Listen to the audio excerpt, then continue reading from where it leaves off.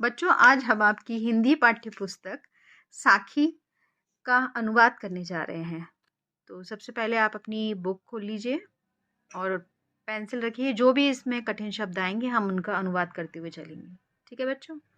तो सबसे पहले ये जानना होगा कि जो हमारे हिंदी साहित्य के कवि हैं कबीरदास जी, तो इस पाठ्य पुस्तक में कबीरदास की 10 सखियों को संकलित किया गया है। तो इन सखियों में कबीरदास ने सतगुरु की महिमा, प्रभु गुरु के प्रेम और अनुग्रह की कृपा और प्रभु विग्रह की व्याकुलता, मिलन की तीव्र आकांक्षा, गुरु की कृपा के परम तत्व के दर्शन होने आदि चीज़ों के बारे में उन्होंने उल्लेख किया है। तो सबसे पहले हम साखी का जो प्रथम दोहा है उसको हम अनुवाद करने जा रहे हैं। ये लिखा है, पीछे लगा जाई था लोक वेद के साथी, आ गए थे सतगुरु मिलिया, दीपक दिया हाथी।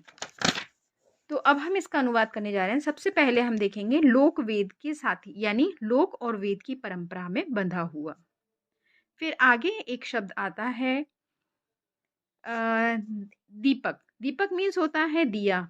ठीक है, दीपक दिया हाथी यानी होता है ज्ञान रूपी दिया दे दिया। ठीक है, तो इस दोहे में कबीरदास जी कहते हैं कि मैं भी अन्य समान लोगों की तरह ही लोक और वेद की परंपरा में बंधा हुआ था और भटक रहा था।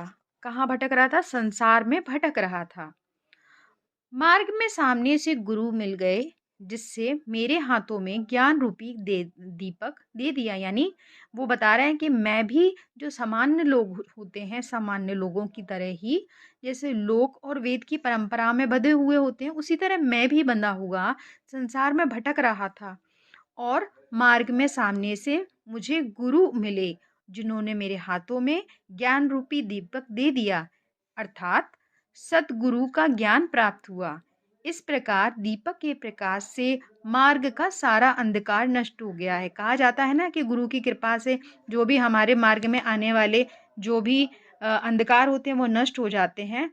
तो गुरु की कृपा से, दीपक के प्रकाश से मार्ग का अंधकार नष्ट हो गया। इस प्रकार गुरु की कृपा प्राप्त होती है और जीवन संसार में सामान्य प्राणियों की तरह फिर नहीं भटकता।